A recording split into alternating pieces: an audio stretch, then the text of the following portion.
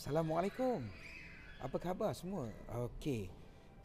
Hari ni saya nak cerita pasal menara TM, menara KL ni Menara KL yang dahulu dimiliki oleh TM ataupun sekarang ni masih lagi menara tu masih dimiliki oleh government lah, tetapi management untuk yang manage the tower tu dah tukar. Sebelum ni apa nama dia yang kalau tak silap saya MKLSB kan. MKLSB ni dimiliki oleh Hamid. Okey, dia dapat kontrak zaman Anwar Musa, tuan-tuan dan puan-puan.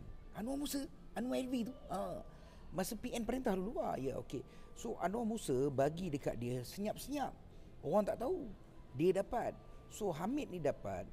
So, happens to be bila kau buat kontrak apa semua, then baru-baru ni buka lagi sekali bidder untuk kontrak.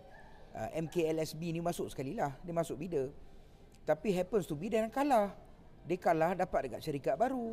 So basically apa yang berlaku, dia orang dah tahu benda ni bulan 12 lah. So masa itu dia si Hamid ni dia bagi notis pada staff semua. Korang boleh tengok dekat X banyak staff-staff yang keluar sekarang duk cerita pasal benda ni. Dia orang dah dapat notis daripada bulan 12, 3 bulan notis untuk berhenti. Okay.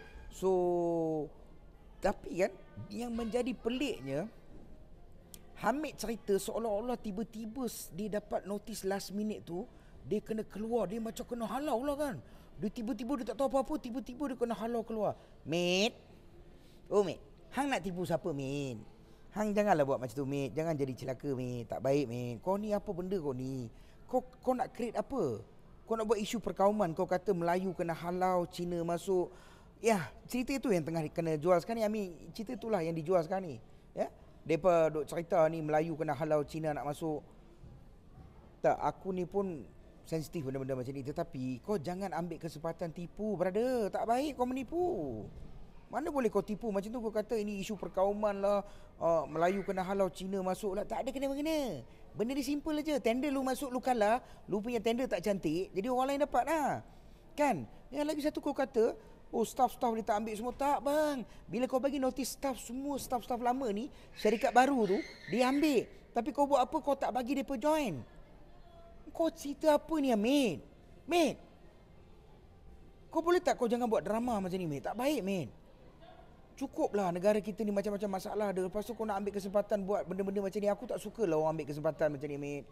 Boleh tak kau jangan buat macam ni? Kau bawa lah bertobat tu. Dah kalah tu, keluar je lah. Kan, apa nak jadi sore loser ni? Dah kalah kan? Bukan rezeki kau, habis lah. Ni nak tarik sampai Tun Mahathir lah apa semua, nak jadikan backup untuk kau. Kau tipu dia orang tau. Kau tak cerita benda betul. Hakikat sebenarnya kau kalah tender. That's it, simple aja. Orang lain dapat tender tu masuk, habis lah. Yang kau nak jadi emo, nak pergi jadikan isu perkawanan pasal apa? Come on brother. Jangan macam tu. Tolonglah guys, orang Malaysia ni, tolonglah rakyat Malaysia, orang Melayu especially. Janganlah mudah terpetik, janganlah mudah terpengaruh dengan orang-orang macam ni kan.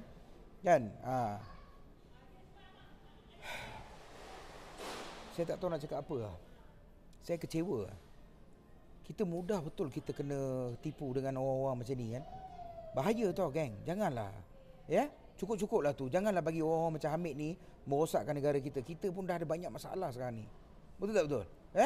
So aku harap isu ni clear lah. Korang faham lah. Terima kasih banyak semua. Assalamualaikum, bye-bye.